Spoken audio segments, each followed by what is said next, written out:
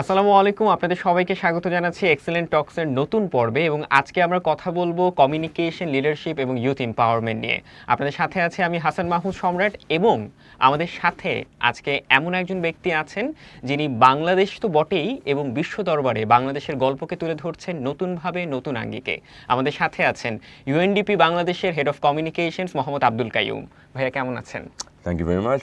ভালোই আছি, যদিও গলা একটু বসে আছে, একটু সাউন্ডটা একটু হেভি হেভি শোনাচ্ছে, বাট ভালো আছি, আরও ভালো আছে এখানে আসতে পারে। তো thank you for inviting me. Thank you so much, এবং অনেক বেশি ধন্যবাদ। আপনি এত ব্যস্ত থাকেন, ব্যস্ত সময়ের মাঝখান থেকে এক্সেলেন্স বাংলাদেশের এই পডকাস্টে, এই আয়োজনে আপনাকে আমরা পেয়েছি, আমরা আসলেই অনেক বেশি কৃতজ্ঞ। আমি চাইনি মিস করতে এক্সেলেন্ট প্রোগ্রামটাকে, so thank you so much. ভাইয়া, আমরা খুব একটা ফর্মালি আগাবো না আজকে, তার কারণ আমিও খুব ইনফর্মাল কিন্তু সবসময়। হ্যাঁ, এবং ভাই আমরা জানতে চাইবো যে আমরা তো এখন আপনাকে ইউএনডিপির হেড অফ কমিউনিকেশনস হিসেবে দেখছি এবং আমাদের ভেরি ওন কাইয়ুম ভাই হিসেবে জানি, কিন্তু এই পজিশনে আসার আগে তো একটা লম্বা স্ট্রাগলিং পিরিয়ড ছিল, অবশ্যই একটা লম্বা জার্নি ছিল অবশ্যই। তো আমরা একদম শুরু থেকে জানতে চাই, আমাদের অডিয়েন্সকে জানাতে চাই যে আমরা যেই কাইয়ুম ভাইকে চিনি ইউএনডিপির হেড অফ কমিউনিকেশনস, এত বড় একটা পদে, এবং ইউএনএ আপনি জব করছেন বেশ অনেক বছর ধরে, এবং একটা পুরো টিমকে আপনি লিড দিচ্ছেন। কিভাবে এটা সম্ভব হলো এবং শুরুটা জানতে চাই। Thank you very much. না, অফকোর্স আমি এখন কাজ করছি ইউএনডিপিতে, বাট এটা কিন্তু মানে আমার যে কাজের পজিশন এটা টেম্পোরারি। বাট আমি আমার যে পরিচয়, আমি যেটা পার্মানেন্ট পরিচয়, সেটা আমি সবসময় প্রাউডলি বলি যে আমার son of a Bangladeshi soil. So আমি দেশের সন্তান, এটাই আমার একমাত্র পরিচয়, যেটা পার্মানেন্ট পরিচয় আর কি। আমি যেখানেই যাই না কেন বিশ্বের, এটা আমি সবার আগে বলি। তারপর আমি কাজ করছি কোথায় সেটা আসে, বাট ওটা টেম্পোরারি। কারণ আমি এখন ইউএনএ আছি গত 8 বছর ধরে, হয়তো বা সামনে যাই না কোথায় থাকবো, বা তার আগেও ছিলাম অন্যখানে। সো ওইটা টেম্পোরারি পরিচয় আর কি। বাট আমার প্রফেশনাল লাইফ মোটামুটি 20 বছরের বেশি হয়ে গেল। এটা আমি একটা দিকেই আমি স্টিক করে আছি, সেটা হচ্ছে ডেভেলপমেন্ট কমিউনিকেশন। সো আমার পড়াশোনাও হচ্ছে গিয়ে mass communication and journalism Dhaka বিশ্ববিদ্যালয় থেকে, followed by an MBA same university থেকেই। সো ওইখান থেকেই আমার তখন চিন্তা শুরু হয় যে আমার ক্যারিয়ার নিয়ে কী করব। আর একটা কথা তো বলেই ফেলি এখানে, আমি যখন স্টুডেন্ট ছিলাম আমি কিন্তু খুবই শাই, খুবই নার্ভাস, খুবই ইন্ট্রোভার্ট। আমি কথা বলতাম না একদমই। আমি খুবই থাকে না যে চুপচাপ থাকা, ক্লাসে কোশ্চেন না করা, ওই ধরনের স্টুডেন্ট ছিলাম আর কি। কখনো ভাবতে পারিনি যে আমি হেড অফ কমিউনিকেশন হব, because I could not communicate when I was student. হ্যাঁ, এবং ইভেন আমার মাই প্যারেন্টস, আমার ফ্রেন্ডসরাও হয়তো বা তখন চিন্তা করতে পারেনি। কারণ আমার স্কুলের বন্ধু যারা আছে, আমি পড়াশোনা করছি গভর্নমেন্ট ল্যাব স্কুল থেকে। সো ওটার পরে আসবো, কারণ ওটাও আমার আজকে যে আমি এখানে, ওই আমার স্কুল, আমার university play the big role আসলে।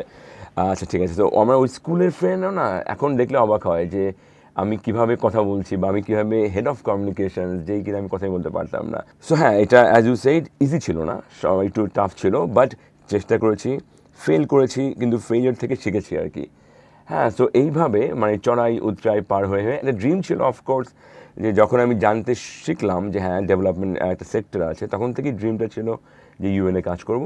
তো আস্তে আস্তে আস্তে আস্তে করে আজকে এখানে আসা আর কি। তবে হ্যাঁ, এটা কোনো শর্টকাট ছিল না, কোনো ইজি ওয়ে ছিল না। একদম, এবং আপনি যেমনটা বলছিলেন যে আসলে শর্টকাট না, কোনো ইজি ওয়ে না, কিন্তু আমরা জানতে চাই যে টার্নিং পয়েন্ট কোনটা ছিল। কেননা প্রত্যেকটা মানুষের লাইফেই কোনো না কোনো জায়গা থাকে, বা স্পেসিফিক কোনো মানুষ থাকে, বা কোনো একটা ঘটনা থাকে, বা কারণ থাকে।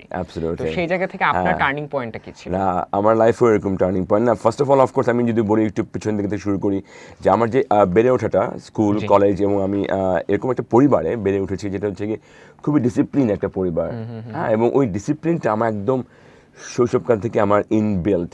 তারপর আমার বাবা ছিলেন সরকারি কর্মচারী, ওনার থ্রুতে আমরা সবসময় থেকেছি গভর্নমেন্ট কোয়ার্টারে। সো ওখানে একটা কমিউনিটি যে সেন্সটা, ওটা হয়েছে, এবং ওইখান থেকে যেই সার্কেলটা, সেই সার্কেলটা আমার এখনও আছে। হ্যাঁ, এবং ওই যে আমার একটা স্ট্রং রুটিং হয়েছে, ওটা কিন্তু আমার যে বলি যে বেস বা আমার ফাউন্ডেশনটা ক্রিয়েট করে দেয় আজকের আমি সেখানে আর কি। সো ওখান থেকে আমি যদি একটু ফাস্ট ফরওয়ার্ড করে ইউনিভার্সিটিতে আসি, সেখানে আমি যখন অনার্সে পড়ি কমিউনিকেশনস নিয়ে, তখন আমার মনে হচ্ছিল যে শুধু এই ক্লাসরুমে না পড়াশোনা করলে হবে না। কারণ এই থিওরিগুলো ভালো, ঠিক আছে, কিন্তু এই থিওরি তো আসলে অনেক আগের থিওরি। এটা পড়ে হয়তো বা খুব একটা আমার প্রফেশনাল লাইফে লিঙ্ক বা করতে পারবো না, practically প্র্যাকটিক্যাল connect হ্যাঁ করা যাবে করতে না। পারবো না। এটা কিন্তু আমি ওই সময় টের পেয়েছিলাম, হ্যাঁ। আর আমার ইচ্ছা ছিল না আমি মিডিয়াতে কাজ করব, কারণ কি ওই যে আমি কথা বলতে আমার ভয় ছিল, তো সো আই থট যে ঠিক আছে আমি কাজ করব কমিউনিকেশনস নিয়ে, বাট ব্যাক এন্ডে থাকবো, চুপচাপ বসে কাজ করবো। এই জন্য আমি ক্লাসরুমের বাইরে গিয়ে I started learning website development, graphic design, photography. এটা করতে করতে আমার একটা নেটওয়ার্কিং হয় উইথ আদার ডিপার্টমেন্টসের বড় ভাইদের সাথে আর কি, হ্যাঁ। সো এইভাবেই আমার একজন অ্যাপ্লাইড ফিজিক্সে পড়া একটা বড় ভাই, ওনার নাম আলমগীর ভাই, জানি শুনবেন কিনা উনি। সো উনি একটা টার্নিং পয়েন্ট, আমি যদি বলি কীভাবে। সো ওনার সাথে আমার পরিচয় হয় আমি যখন ওয়েবসাইটের কোর্স করি আর কি, তখন আমি 4th ইয়ার মানে ব্যাচেলার মানে অনার্সের 4th ইয়ারে পড়ছি। সো আমি কোর্স করি এবং উনি দেখে যে আমি ভালো কাজ করছি ওয়েবসাইটের, এবং তখন উনি এমপ্লয়েড। উনি যখন কাজ করতে হচ্ছে কি ট্যাক্স রিফর্ম নিয়ে একটা প্রজেক্ট, এটা ইউকে গভর্নমেন্টের ফান্ডে। উনি ওখানকার প্রোগ্রামার বা আইটি তে কাজ করতেন, এবং উনি দেখেছেন যে আমার ভালো কাজ করছি, আমি শিখছি। তো যখন আমি অনার্স শেষ করে মাস্টার্স শুরু করলাম, হ্যাঁ, তো ওয়ান ফাইন মর্নিং উনি আমাকে নক করলো যে এই তুমি তো ওয়েবসাইটের কাজ ভালোই করো। সো আমি উনি যেখানে কাজ করে ওদের ওইখানে একজন ওয়েবসাইটের ডেভেলপার লাগবে আর কি, পার্ট টাইম হিসাবে। সো উনি জিজ্ঞেস করি তুমি ফ্রি আছো কিনা। এটা কি বিশ্ববিদ্যালয়ে পড়ার সময়? মাস্টার্স তখন জাস্ট জয়েন করলাম, হ্যাঁ, ওকে। জাস্ট শুরু করেছি মাস্টার্স। আমি বললাম হ্যাঁ ভাইয়া, আমি তো জাস্ট ক্লাস শুরু করলাম, সো আমি ট্রাই করতে পারি। তখন ওই সময় তো আসলে এই যে এত পেন ড্রাইভ ছিল না বা ইন্টারনেট ওইগুলো ছিল না। সো আমি কি করি, মজার কথা, আমি আমার ডেস্কটপের যে এটা আছে না, ওই যে কি বলে সিপিইউ, সিপিইউ। ওই সিপিইউ আমি রিক্সা করে নিয়ে যাই ইন্টারভিউ দিতে, মানে আমার কাজ দেখাতে, পোর্টফোলিও দেখাতে আর কি। কারণ 1.4 মেগাবাইট ফ্লপি ডিস্ক, এখন যেটা কেউ চিন্তা করতে পারবে না। এখন আমার পকেটে 1 টেরাবাইট নিয়ে ঘুরি, বাট তখন 1.4 মেগাবাইট জাস্ট ফ্লপি ডিস্কে এত বড় ফাইল সম্ভব ছিল না। সো আমি আমার সিপিইউ রিক্সা করে নিয়ে যাই ওখানে একজন ব্রিটিশ ছিলেন, ওটার হেড ছিলেন, তাকে আমি দেখাই কাজ।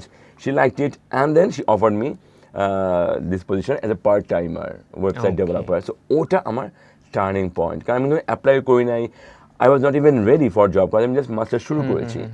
বাট ওটা ছিল টার্নিং পয়েন্ট, কারণ ওখান থেকে আমার শুরু হয় পার্ট টাইম। তারপর আমি যখন মাস্টার্স করি ওরা ফুল টাইম অফার করে, eventually I stayed there 5 years। তারপর ওখান থেকে আস্তে আস্তে গ্রো হয় আর কি। But that was my turning point আর কি। তার মানে আমাদের আসলে অপরচুনিটিস কিভাবে আসবে, কোন জায়গা থেকে Exactly, আসবে, এটা আসলে exactly, বলাটা exactly. অনেকখানি টাফ অ্যাকচুয়ালি। হ্যাঁ, বাট এই যে নেটওয়ার্কিংটা, এটা কিন্তু খুব জরুরি। ওই যে ওই সময় আমার পড়তে পড়তে বা এই যে ক্লাসরুমের বাইরে গিয়ে আমি যখন কোর্স করছিলাম, নেটওয়ার্কিংটা হয়েছিল।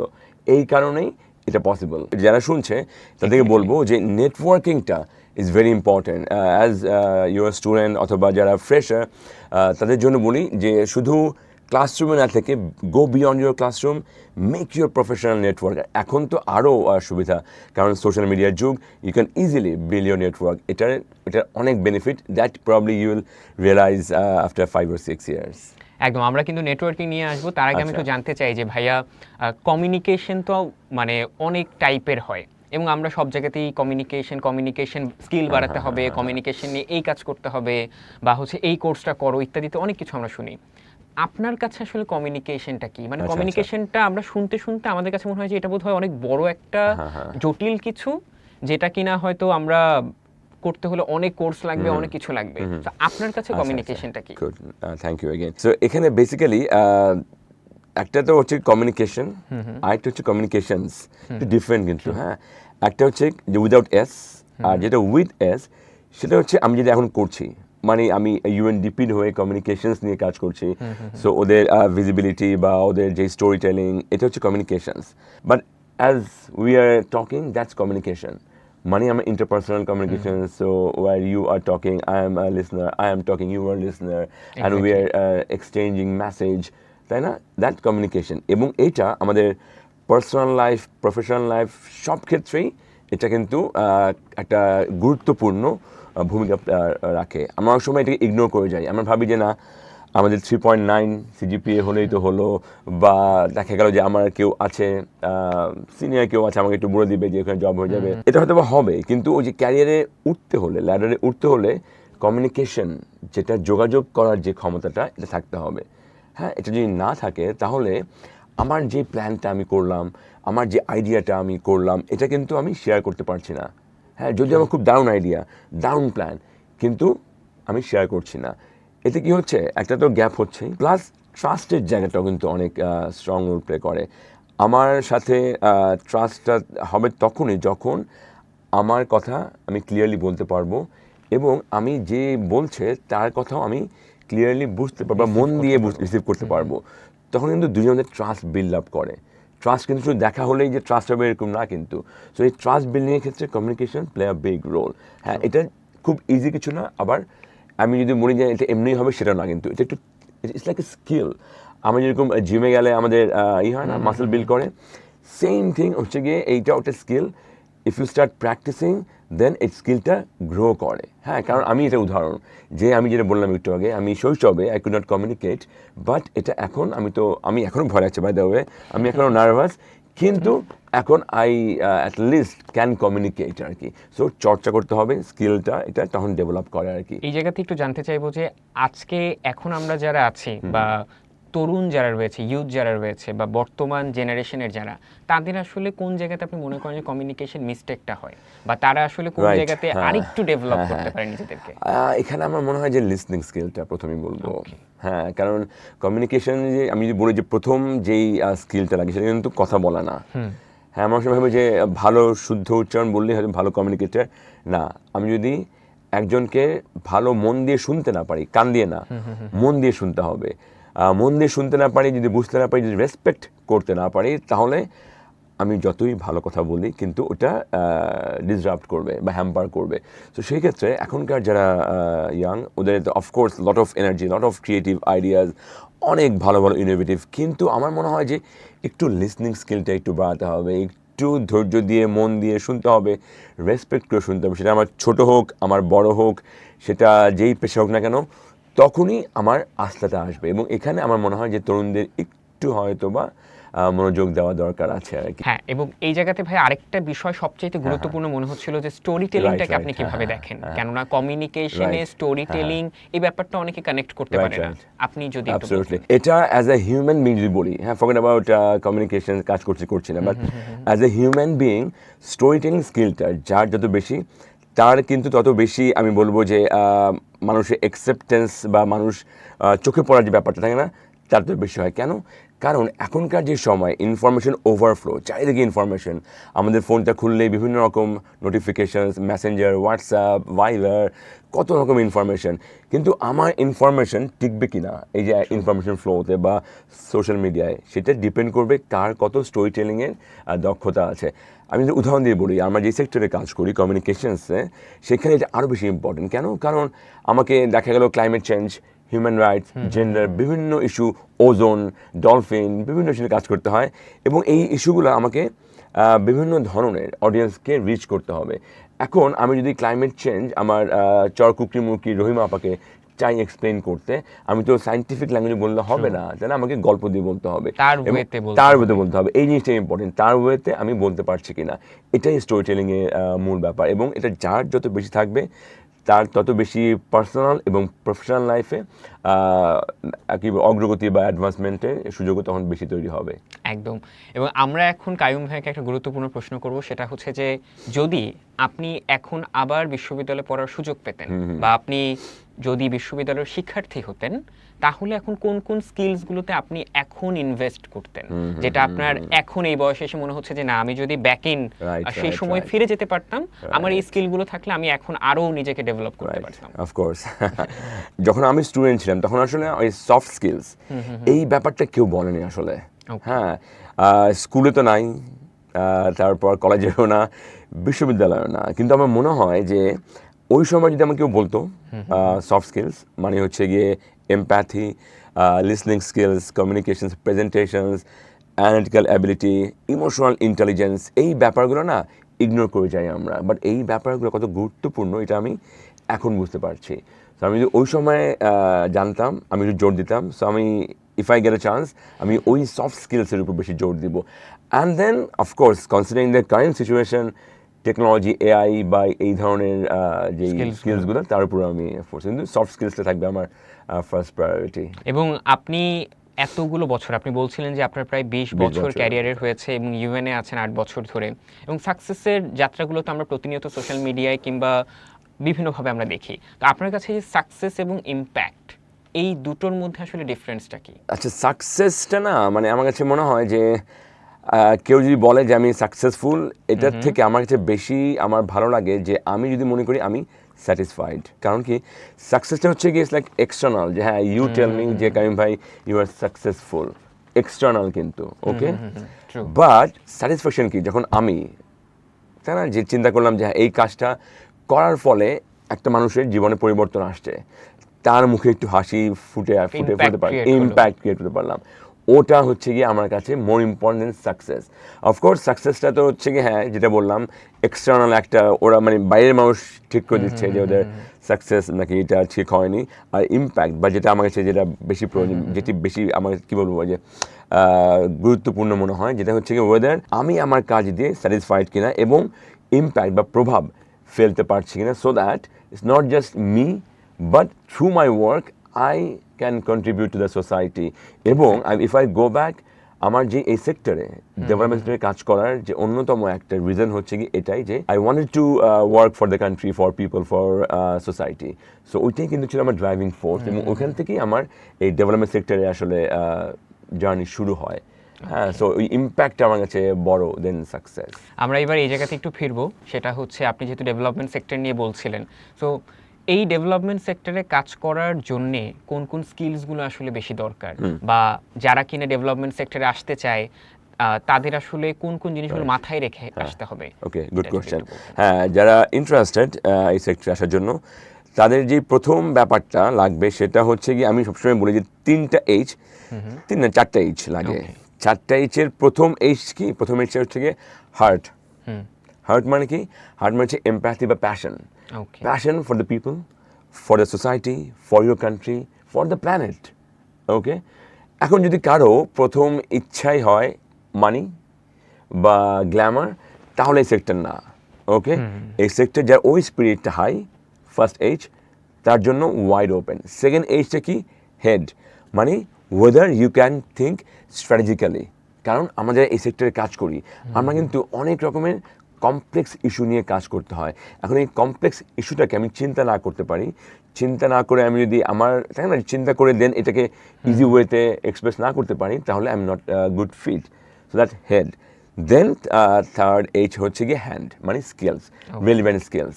এখন অফকোর্স এই সেক্টর অনেক বড় সেক্টর, ডেভেলপমেন্ট সেক্টর না। এখন এই সেক্টরে কোথায় আমি ফিট করব সেটা আমাকে বের করতে হবে। যেমন আমার ক্ষেত্রে communications. So within this development sector আমার জন্য জায়গা হচ্ছে কি কমিউনিকেশনসে। সো এখানে কী কী স্কিলস লাগবে আমার জানতে হবে। হ্যাঁ, এখন যদি কেউ চায় যে কমিউনিকেশনস নিয়ে স্কিল করতে, তাহলে of course story telling is number 1, মিশতে পারা মানুষের সাথে, এটা জরুরি। And then there are few hard skills that also needed, যেমন photography, video design, writing skills. এই স্কিলসগুলো, এটা কোনো একটা স্কিল নাই, it's like jack of many trades master of none, আর কি এরকম ব্যাপার অনেকটা হয়ে গেছে। তো তার জন্য হচ্ছে এই সেক্টর। আরেকটা এই বলতে ভুলে গেছি, এটা ইম্পর্টেন্ট, হেলথ। হ্যাঁ, কারণ আমরা যারা এই সেক্টরে কাজ করি, এটা কিন্তু ইজি জব না। অনেক সময় মনে হয় যে ইউএনএ কাজ করা মানে খুব ফ্যান্সি জব। হ্যাঁ, আমরা ফ্লাই হাই বা বড় বড় গাড়ি চড়ছি না, আমরা উই হ্যাভ টু ট্রাভেল আ লট। এবং অনেক রিমোট জায়গায় থাকতে হচ্ছে, এখানে হয়তো ইন্টারনেট নেই, যেখানে হয়তো ঠিকমতো আমার এই যে 3 টাইম মিল, ওরকম প্রপার মিল আসবে না, আমাকে কলা বিস্কিট খেয়ে থাকতে হবে। তারপর প্রপার ওয়াশরুম হয়তো নাও থাকতে পারে, কিন্তু আমার কাজ তো করতে হবে, যে ইম্প্যাক্ট, ওই ইম্প্যাক্টটা ফেলতে হবে। তো সো ওই যে রেডিনেসটা, ওটা ফিজিক্যালি এবং মেন্টাল হেলথটা খুব ইম্পর্টেন্ট। কারণ দেখা গেল একটা ক্রাইসিস হলো, হ্যাঁ, সাইক্লোন বা কোনো ফ্লাড, সেখানে অনেক মানুষ হয়তো বা কী বলবো প্রিকারিয়াস সিচুয়েশানে আছে, ওদেরকে থেকে আমি ঘাবড়ায় যাই, তাহলে হবে না। তো আমাকে মেন্টালি স্ট্রং হওয়া লাগবে, ওদেরকে হেল্প করতে হবে। সো এই যে মেন্টাল স্ট্রেংথ, এটাও ইম্পর্টেন্ট। সো এই 4টা এইচ যারা আছে তাদের জন্য ডেভেলপমেন্ট সেক্টর ওয়াইড ওপেন।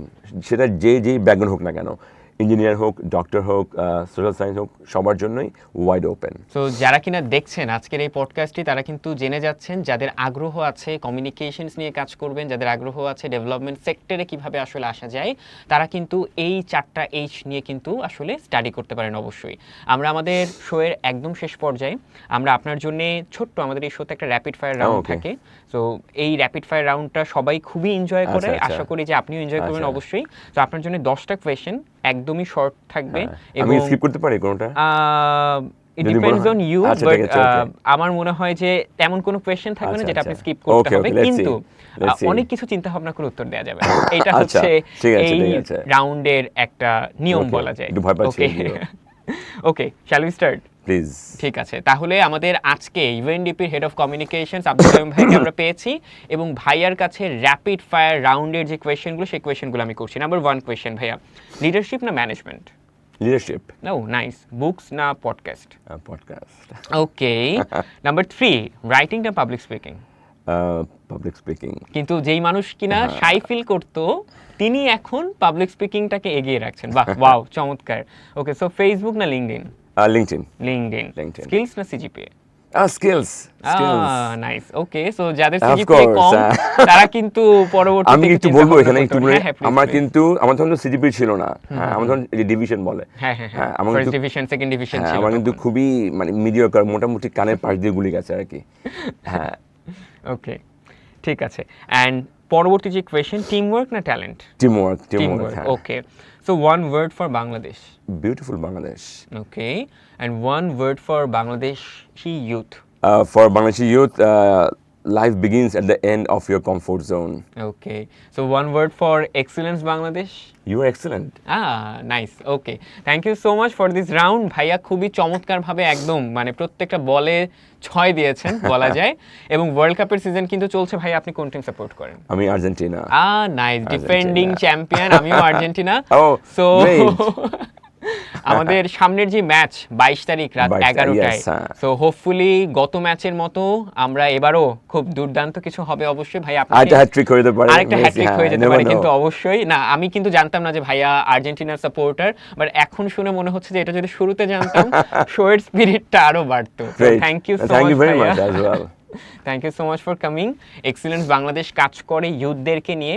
আমাদের সারা বাংলাদেশে প্রায় 100টি ইউনিভার্সিটিতে Wow. আমাদের টিম কাজ করছে। 100 ইউনিভার্সিটিতে? 100 ইউনিভার্সিটিতে রাইট নাও, যেখানে পাবলিক এবং প্রাইভেট মিলে সারা বাংলাদেশের বাহ। আপনার 100টি ইউনিভার্সিটিতে টিম রয়েছে, বাহ। যারা কিনা প্রতিনিয়ত কাজ করছে স্কিল ডেভেলপমেন্ট নিয়ে। আমরা Excellent. অনেক জব ফেয়ার আয়োজন করি, ক্যারিয়ার সামিট আয়োজন করি, বিভিন্ন পডকাস্ট আমরা করি। আমাদের এক্সিলেন্স বাংলাদেশ ডিজিটাল বিভিন্ন ক্লায়েন্ট সার্ভিসেস সাপোর্ট দিচ্ছে, যেখানে কিনা আমাদের যারা স্টুডেন্ট যারা রয়েছে তারা সেখানে বিভিন্নভাবে ইম্প্যাক্ট ক্রিয়েট করছে। Content writing, video editing, photography থেকে স্টার্ট করে অনেক কাজে তারা ওখানে সাপোর্ট দিচ্ছে। এর বাইরে আমাদের একটি ম্যাগাজিন আছে যেটার নাম হচ্ছে মার্কেট ক্যানভাস, যেখানে আমরা কর্পোরেট যারা বাহ। ব্যক্তিত্ব রয়েছেন তাদেরকে নিয়ে আমরা কাজ করছি, এবং এক্সিলেন্স স্টুডিও, যার কারণে আসলে আমাদের আজকের এই আজকে পডকাস্টটি। পডকাস্টটা কবে থেকে শুরু হচ্ছে এক্সেলেন্স বাংলাদেশ এটা? এই যাত্রা? আমাদের এক্সিলেন্স বাংলাদেশের এই 7 তারিখে 8 বছর পূর্তি হবে। ও। আমরা 8 বছর। Happy anniversary, 8th anniversary in advance. Thank you so much ভাইয়া। Congratulations. And আমরা কাজ করছি ইম্প্যাক্টফুল, Of যাতে course. হচ্ছে ইম্প্যাক্ট ড্রিভেন হয় আমরা যেই কাজটাই এক্স্যাক্টলি, করি না কেন। Don't go for success but impact. Exactly, এবং পজিটিভ ওয়েতে আসলে কিভাবে প্রত্যেকটি জায়গায় ছড়িয়ে Fantastic. যাওয়া যায়।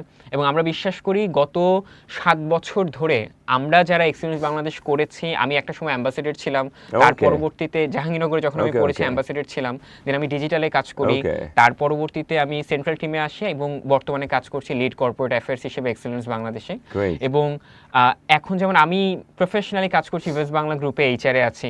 সো এইরকম আমার মতো আরও যারা অ্যালামনাই আছে তারা কিনা এখন কর্পোরেটে বিভিন্ন জায়গাতে ভালো রোলে কাজ করছে। তো আমরা বিশ্বাস করি এক্সিলেন্স বাংলাদেশ আফটার 5 ইয়ার্স পরে বিভিন্ন জায়গাতে লিডিং রোলগুলোতে এক্সিলেন্স বাংলাদেশের আমরা নিশ্চয়ই। যারা আছি, পজিটিভ ইম্প্যাক্ট ক্রিয়েট করার চেষ্টা যারা করছি তারা কিনা সেখানে থাকবো, এবং পুরো বাংলাদেশে এক্সিলেন্স বাংলাদেশ যাতে সংক্রামিত হয়, আমাদের যে পজিটিভিটিটা সেটা যাতে Vibe-টা, সংক্রমিত হয় অবশ্যই। তো আমাদের জন্য দোয়া করবেন Of course, অবশ্যই। I এবং wish all the best. যারা দেখছে আজকে Yes. আমাদের যারা অডিয়েন্স, তাদের উদ্দেশ্যে যদি শেষ কিছু বলার থাকে ওভারঅল পুরো আজকের এই সেশনটি নিয়ে, কমিউনিকেশন, ইউথ এম্পাওয়ারমেন্ট এবং লিডারশিপ নিয়ে। না, অফকোর্স প্রথম ব্যাপারটা হচ্ছে গিয়ে যে ভালো মানুষ হওয়া, ওটা ইম্পর্টেন্ট, যে ভালো মানুষ হলে সব কিছু সম্ভব আসলে। কিন্তু আমি যদি আমার রুটটাই যদি একটু নর্বর হয়ে যায় তাহলে আসলে ফিউচারটা একটু ডিফিকাল্ট হবে আর কি। যেটা আমি বলেছিলাম যে আমার ডিসিপ্লিনটা আমার একদম শৈশবকাল থেকে ইনবিল্ড ছিল, হয়তো বা ওই কারণে আজকে আমি এখানে। তো প্রথম ব্যাপারটা হচ্ছে সব বাদ দিয়ে ভালো মানুষ হওয়া, সবাইকে রেসপেক্ট করা, তাহলেই বাকি লাইফটা আমার মনে হয় মসৃণ হবে আর কি। অনেক বেশি ধন্যবাদ, আপনার ব্যস্ত সময়ের মাঝখান থেকে আমাদেরকে সময় দিয়েছেন। দর্শক, আজকে আমাদের সাথে ছিলেন খুব চমৎকার ব্যক্তি। আপনারা এতক্ষণ পডকাস্ট শুনে অবশ্যই বুঝেছেন ইউএনডিপি, ইউএনের মতো জায়গায় ইউএনডিপিতে হেড অফ কমিউনিকেশনস হিসেবে কাজ করছেন কাইয়ুম ভাই, কিন্তু মানুষটি এত ডাউন টু আর্থ, আপনি তাকে দেখে বুঝবেনই না যে তিনি পুরো একটা ডিপার্টমেন্টকে লিড করছেন এবং বাংলাদেশকে প্রতিনিধিত্ব করছেন বিশ্ব দরবারে, বিশ্বমঞ্চে বাংলাদেশের গল্পকে, বাংলাদেশের স্টোরিটাকে দারুণভাবে তিনি রিপ্রেজেন্ট করছেন। তাকে আজকে আমরা আমাদের এই শোতে পেয়েছি। আশা করছি আগামী পর্বে আপনাদের সামনে হাজির হব নতুন কোনো একজন চমৎকার ব্যক্তিত্বকে নিয়ে, এবং আজকের এই শো থেকে আপনাদের যে লার্নিংগুলো হলো এবং আমরা যা শিখলাম তা অবশ্যই আমাদের লাইফে, আমাদের ক্যারিয়ারে আমরা পজিটিভ ইম্প্যাক্ট ক্রিয়েট করতে গুরুত্বপূর্ণ ভূমিকা পালন করবে বলে বিশ্বাস রাখি। ভালো থাকবেন, সুস্থ থাকবেন। আপনাদের সাথে ছিলাম আমি Hasan Mahmud Samrat, lead corporate affairs, Excellence Bangladesh. 7ই জুলাই এক্সেলেন্স বাংলাদেশে 8 বছর পূর্ণ হতে যাচ্ছে। সো আমার পক্ষ থেকে আন্তরিক শুভেচ্ছা, এবং আমি আশা করব যে আগামী শুধু 8 বছর না, আগামী আরও 10 বছর, 20 বছর, 30 বছর ধরে এক্সেলেন্স বাংলাদেশের প্রতিটি প্রান্তরে যারা ইউথরা আছে, তরুণরা আছে, তাদের স্কিলস নিয়ে কাজ করবে, তাদেরকে ভালো মানুষ গড়ে তোলার জন্য একটা সুন্দর প্ল্যাটফর্ম উপহার দিবে। এই বলে আমি আবারও শুভকামনা জানাচ্ছি এক্সেলেন্স বাংলাদেশকে। ধন্যবাদ।